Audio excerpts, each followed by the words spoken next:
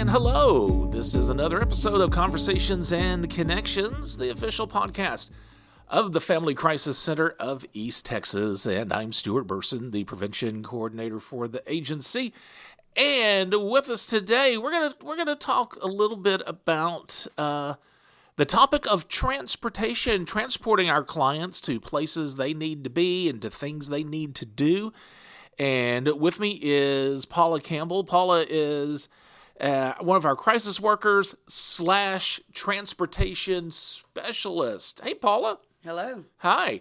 Third time's a charm, right? Yes, definitely. Because of the nature of Paula's job and having to transport people around, a lot of times you don't know how long that's going to take. We've had to schedule this a couple of times, but I'm finally glad that we are able to connect and get together, because I do want to talk about what you do back in the safe house. And I guess just first of all, let's just talk about what exactly is a transportation specialist. What do you guys do? Well, when clients need to go to work, I'll get them to work if it's between 8 and 6. If they need to go to doctor's appointments, then I'll take them to doctor's appointments. Things of that nature. Okay. So, and I guess kind of case in point, it's kind of you never know from day to day what exactly your day is going to be like, depending on what's going to happen. Yeah, when I come in, I ask them to put where they need to go down on a list that we have. So by 8 o'clock, I know kind of what I have to do during the day. Yeah. Okay. So I guess tell me a little bit about or example of where you might transport a client. You kind of talked about that, but I guess the possibilities are pretty endless, really. Yeah, health department, because sometimes they come in and they'll need to see a doctor, and so I'll take them to the health department, doctor's appointments, and just wherever, that goes along with our services, then I'll transport them. Sure. Like if they want to visit a friend or something like that, you don't really do that, right? No. Yeah. So how many of you guys are back there? How many transportation specialists do we even have? We have 2. Okay. But the crisis workers also, sometimes if someone needs to go somewhere and we're super busy, they'll transport a client somewhere. Sure. Okay. So let's back up just for a little bit, and I don't know if we talked about this, but let's talk a little bit about your role as a crisis worker. What does that entail?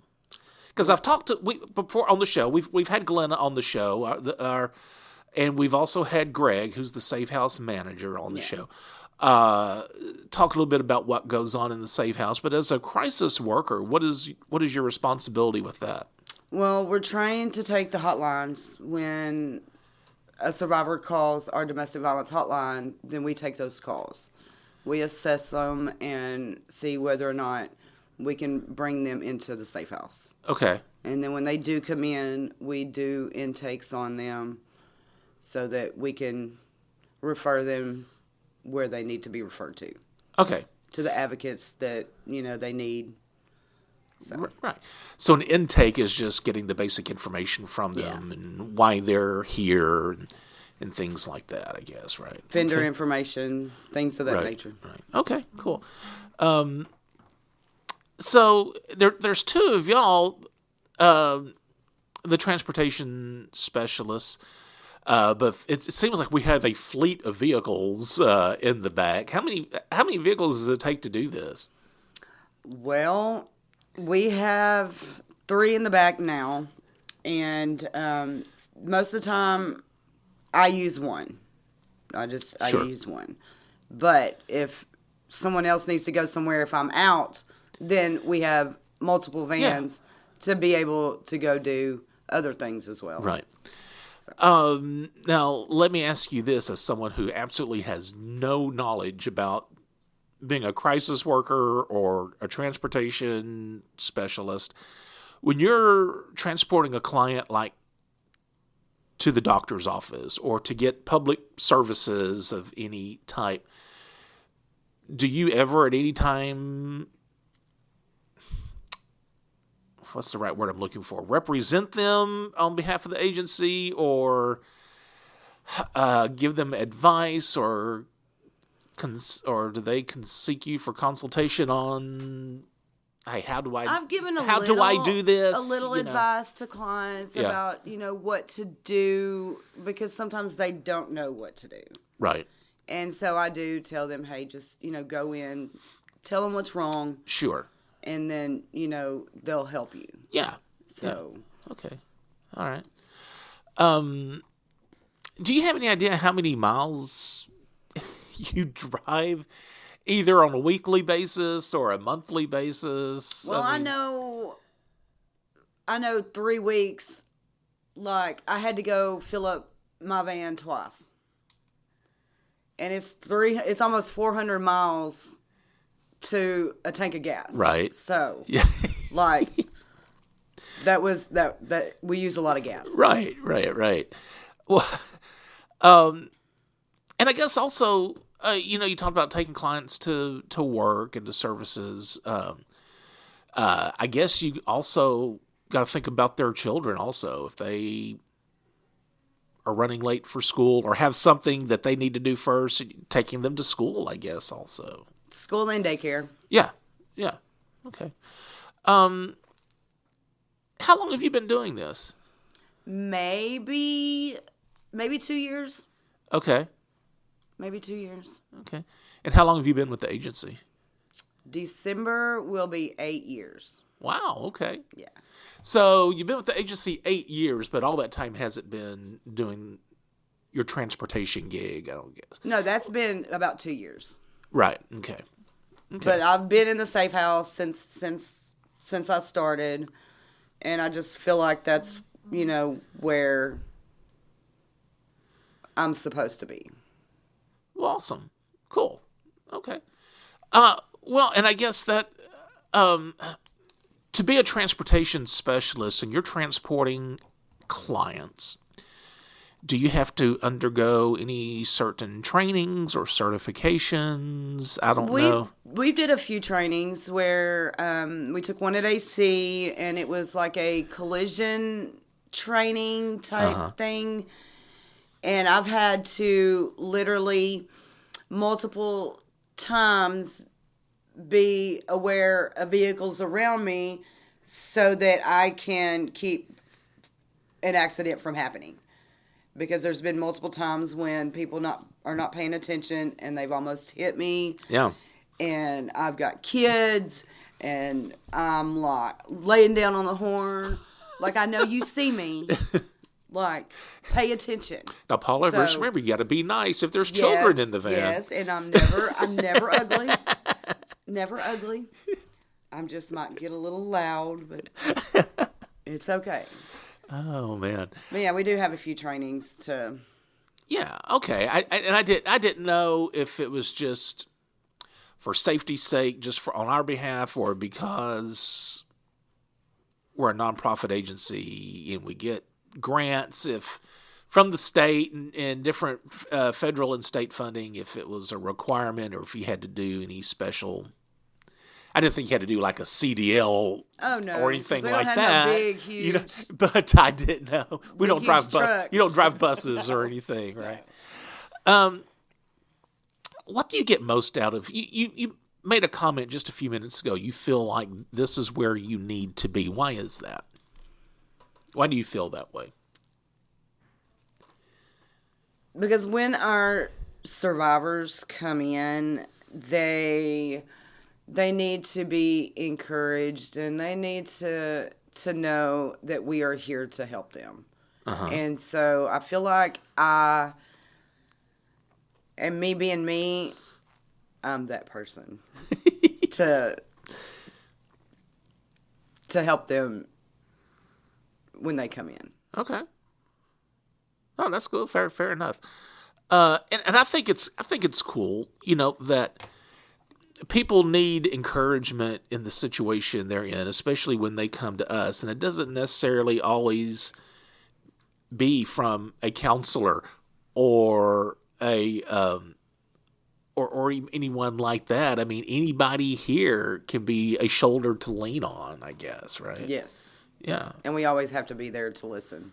Yeah. They're going to talk. They're going to want somebody to listen to.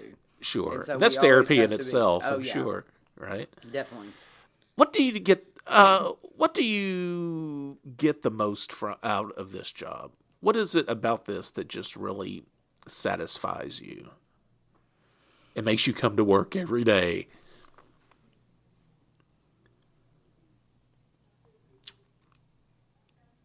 Being able to help those who may otherwise not be able to help themselves at the time. Okay. So that they can be self-sufficient. Yeah. And they know that there's somebody there who is supporting them and backing them. Right. And I guess, your job is so necessary because a lot of the survivors that come here, I'm sure some of them may have a vehicle, but so many probably don't as well. And if it wasn't for folks like you who do the job that you do, it would be much tougher for them to try to find a job, even trying to find a job. They may not have a job. You talked about taking them to work and whatever, but sometimes they may have to go to interviews and things like that. And they may not be able to afford a cab or other transportation. Cool. How did you find yourself here? Well, a friend who had started here had just called me one day and said, we need a part-time crisis worker. And she was like, I think it'll be perfect for you. Just come fill out an application. And I did. And I've been here for 8 years. What were you doing before that? Oh, goodness. I think I worked at CHI. Okay. Before I came here. Okay. So. All right. Well, of course, this is an audio podcast. I was going to make a comment. Usually, Paula your hair is a normal color today, because Paula's kind of known for some wild hairstyles sometimes. Yeah, it's got to be different. Like every time I turn around, it's changing. And it's fixing to be blue-black. So, nice. Yeah, I'm fixing to change it again. Okay, cool. All right. Well, Paul, is there anything you want to talk about that we haven't touched on already? Do you think we've covered everything that you want to let folks know about what you do here and your role? I think we're good. Yeah? Okay. Well, hey, I appreciate it. I think I kind of threw Paula a curve a couple of weeks ago when I said, hey, I'd like for you to be on the podcast just to talk. Because, so many people, and of course, I know I say this all the time, when people think of what we do and the services we provide, of course, they think of the safe house. Well, they probably think, well, that's a place for people to go and to stay. But they don't think about everything else that goes along with that. I had, Rocky's been on the show to talk about cooking for all of these people. And you got to think about helping them get services, and things like that. And then we have folks like you who have to take them to those services or to their places of employment and stuff. And also, too, when they come in and they don't have anything, then we give them vouchers to the thrift store. So I'll take them. So you may take them to the thrift store and let them get what they need for them and their children. Sure. Okay, great. All right. Well, thanks, Paula. Paula Campbell, crisis worker / transportation specialist.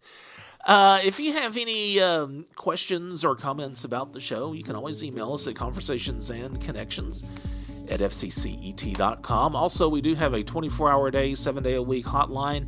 If you feel like you need our services, it's 1-800-828-7233. Again, 1-800-828-7233. As always, be the voice, if not for you, for someone else.